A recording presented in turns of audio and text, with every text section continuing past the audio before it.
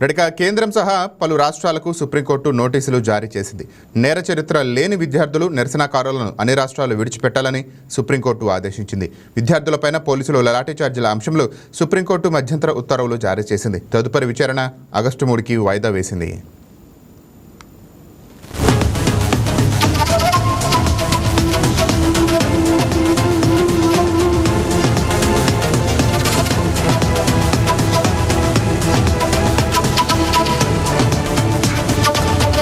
పరీక్షా పేపర్ లీకేజీలపై దేశవ్యాప్తంగా జరిగిన నిరసనల్లో అరెస్టైన విద్యార్థుల విషయంలో సుప్రీంకోర్టు ఇవాళ కీలక ఆదేశాలు జారీ చేసింది.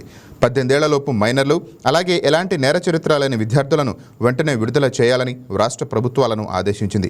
కాక్రోచ్ జనతా పార్టీ నేతృత్వంలో ఢిల్లీలోని జంతర్ మంతర్ సహా పలు రాష్ట్రాల్లో జరిగిన ఆందోళనలో పాల్గొన్న విద్యార్థులపై నమోదైన ఎఫ్ఐఆర్లకు సంబంధించి వారిపై ఎలాంటి కఠిన చర్యలు తీసుకోవద్దని అత్యున్నత న్యాయస్థానం తన తాత్కాలిక ఉత్తర్వులో స్పష్టం చేసింది.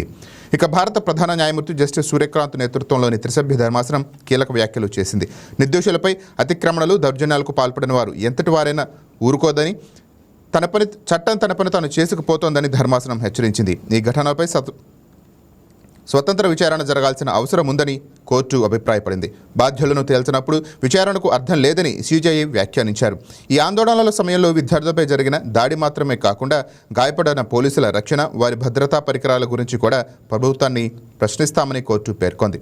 శాంతి భద్రతల నిర్వహణ అనేది ద్వితీయ ప్రాధాన్యం కాకూడదని స్పష్టం చేసింది.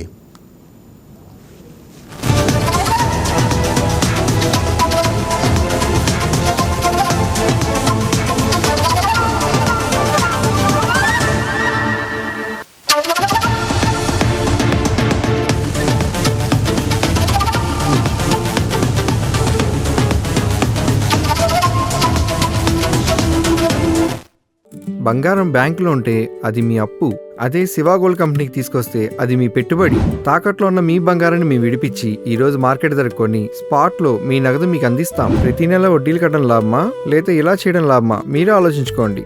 శివ గోల్డ్ కంపెనీ, అప్పులేని ఆనందకరమైన రేపటికి సరికొత్త మార్గం. జస్ట్ ఒక కాల్ చేయండి. తాకట్లో ఉన్న మీ బంగారాన్ని విడిపించి ఈ రోజు మార్కెట్ రేట్కే కొనబడును.